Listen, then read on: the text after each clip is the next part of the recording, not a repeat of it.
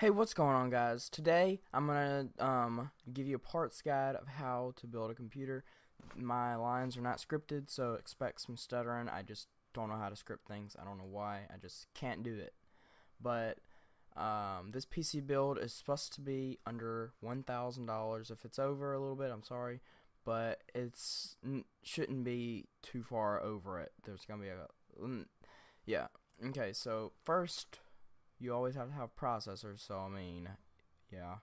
Um, we have the AMD Ryzen 5 2600X with, it already has a Wraith Spire cooler, so you already have a cooler, so you don't have to buy an AIO or anything like that, unless you want to overclock it or anything.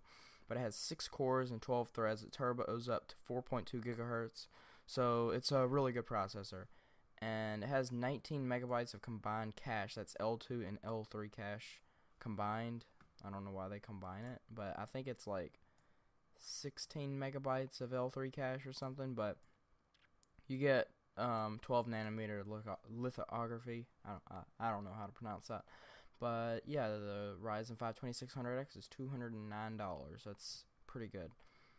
And here's the motherboard. It's an Asus Prime, or Asus Prime X470 Pro Ryzen 2 motherboard, and it supports M.2s, of course, and USB 3.1, and it's just regular ATX, or you could get a mini ITX, but I mean, you don't really need that unless you're gonna go ultra small or something.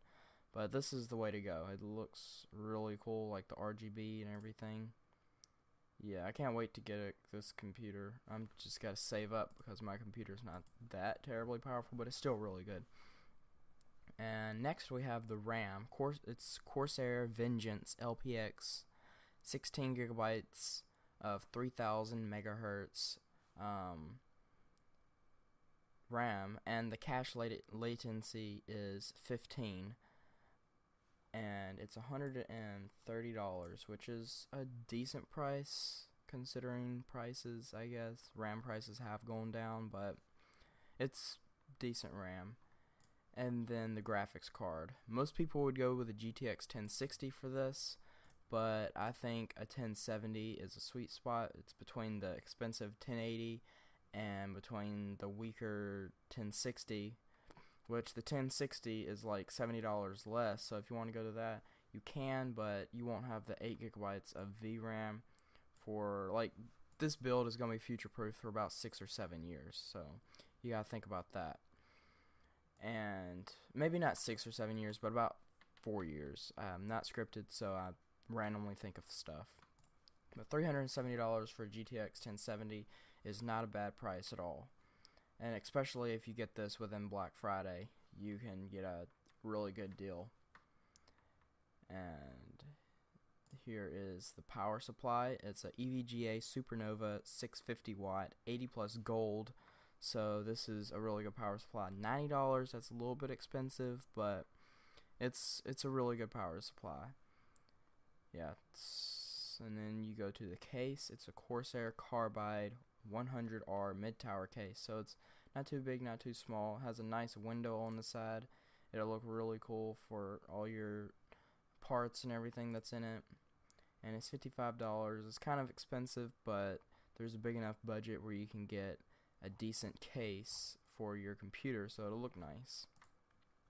And then storage. There is a 1 terabyte 7200 RPM hard drive. It's just a regular WD Blue. I recommend WD Blue, they're really good. And then a WD Blue 250 gigabyte SSD. Now, if you want to, you can get an M.2, but they're just gonna really be a lot more expensive.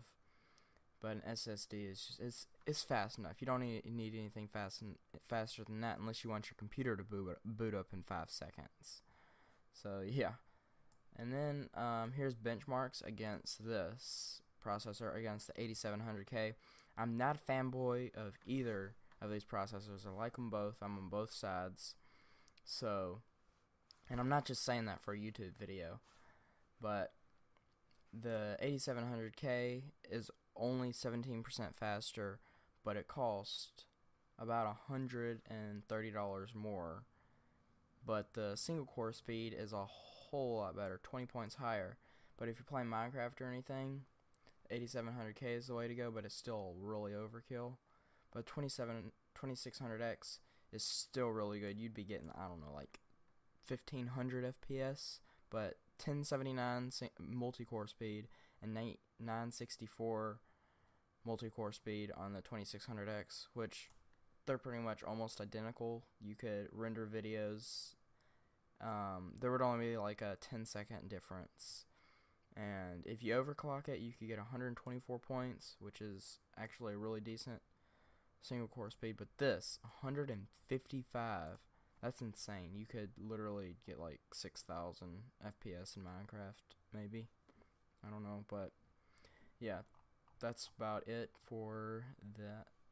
And that's it for the video. I hope you guys enjoyed. I'll see you in the next video. I hope this helped, and I'll see you later. Bye.